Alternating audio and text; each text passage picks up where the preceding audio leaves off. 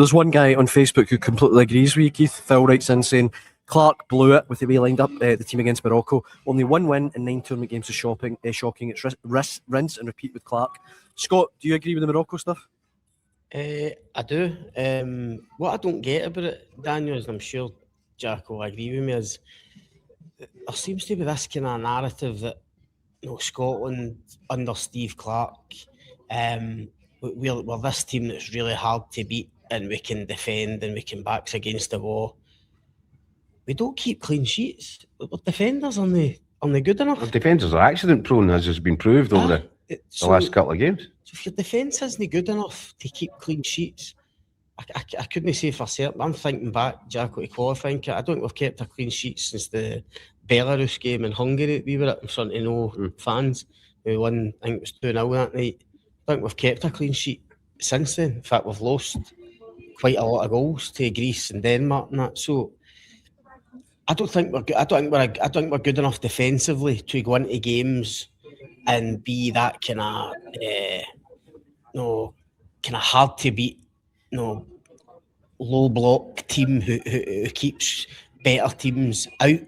I don't think that's an option for us because our defence isn't good enough. Now, again, we'll say it again, we're not expecting to go gung-ho against teams that are better. But our better players are middle to front. There's no denying that. The best players are in midfield. And I know maybe we do, obviously we do lack goals. But Shankland and Adams in particular are still two decent players playing at a good level. And the likes of Doak and Christie and even young Curtis who's come into the squad, you've got players that are confident going forward. I don't get why, as Jacko touched on, in the Morocco game, you would think, right, we're up against a team that's better than us. No, we'll try and just stay in the game. We'll try and keep compact, keep it tight. I don't think we're good enough what you telling your own players when you do that as well? No, if I've come to the World Cup and I'm Scott McTominay, I'm thinking, wow, I can light this up. You're telling your own players, guys, we're not going to be good enough to mix it with them the way that you would want to do. So here's the plan. Yeah. We talked about in Germany the team almost being overcoached, that they were frightened to move 2 yards out of the position that had been dictated where they had to be at any given time in any of the games. That's what that Morocco game felt like to me. It was a return to that. By the way, I'm not absolving Scott McTominay. I blame. He's been cutting about with the sunglasses on, the hair cream and all that, looking $1 million. He's been, followed about all over this World Cup by his SFA sort of flunkies that are there to prevent people with cameras or dictaphones or microphones getting in front of him. So he's been given the full superstar treatment all the way through this campaign, which I don't mind. That's fine. Tell you what though, see if you're going to do that, going to try and turn up like a superstar when you get on the pitch, because he's hardly come to his work at this tournament. Now, is that because what he's been asked to do? Has he not been allowed to play? I don't know. But I've not been impressed, and I wasn't impressed with his body language either against Brazil. And I thought he was fortunate to come back out for the second half. I think if I was the manager at that moment in time, even regardless of how important he's been, I think I'd had to have a right word with him at half time, because it's just nowhere near what you expect. And I know just didn't turn up. Sacrilegious to say it because of the work and the goals that McTominay scored for Scotland to get us into situations like this. That's 3 tournaments not turned up for. And again, sacrilegious. Love John McGinn, but he's not at a good tournament either. So the guys that we're looking to be the talisman and the leaders and the inspirations and the difference makers, for whatever reason, is it because of their loss of form, or is it because they've been stymied by what they've been asked to do and the way the team's been set up? I don't know, but it can't go on like this. The sad thing about McTominay is I would love to hear his thoughts on why he's not a poor. He's too good for that. Why he's had a poor tournament. As you said, I don't know if that's his choice, if that's SFA's choice. They don't want him speaking. I don't know, but it'd be really interesting because Scott McTominay, the high standards that he set.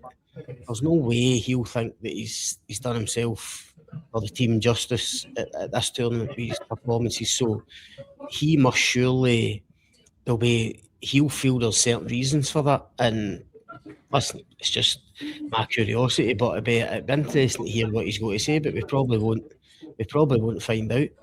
Well, Scott, John in the comments asked directly, why do you guys think our big players have yet again failed to turn up in a tournament? And I would just throw in at the start my 2 cents. I said this to you guys last night. Is I've got a friend that supports Villa, and he says every time I watch Villa, John McGinn plays on the right, and he's brilliant. He scored that brilliant goal, I think, against Arsenal from the right-hand side, set a goal up in the Europa League final from the right-hand side. We come into the World Cup and we play him left mid, and I know he can do that. He's a really good player. He can play there, but it's not his best position. That's just McGinn. But what do you guys think? No, it's no. But if you want Gannon Doak in the team, you probably need to play him right. So John McGinn, he can play left. Listen, you could have tried Gannon Doak wide left. I'm sure he's capable of playing there and cutting in his right foot. But it's hard to know the reasons, because we said coming into the tournament we felt Scotland might be one of the freshest teams at the tournament, unlike Euro 2024 when it felt like our top players had played a barrel load of games that season. It was a long domestic season, and most of them had played throughout it. They looked jaded in Germany. They looked tired. We certainly felt it was going to be different this time. Most of our top players, McTominay's obviously played a lot of games, but he had a layoff. He had an injury layoff. He was out for a while. So his games were down. Yeah, as did John McGinn. Andy Robertson's not played anywhere near the amount of game time at Liverpool as he has done in previous seasons. You think the fullbacks, Hickey and Patterson, haven't played a lot of football? You could get right through the team. Grant Hanley, I know John Suter didn't play, but he's similar. Lewis Ferguson, even at Bologna, has been in and out because of the rotation policy. So it felt as if they were going to come in, and Lewis Ferguson actually did. He did look fresh, and did look as if he did have a strong tournament. But in terms of the reasons, it's hard to pinpoint. Again, is it the manager's instructions? Is it the tactics? Is it just stage fright, as Jacko touched on in the first game? Getting over those kind of nerves with the pressure. Why would these players with the experience they've got? Why would they suffer stage fright? I don't buy it. I don't buy it either, Keith. I don't get that. I really don't.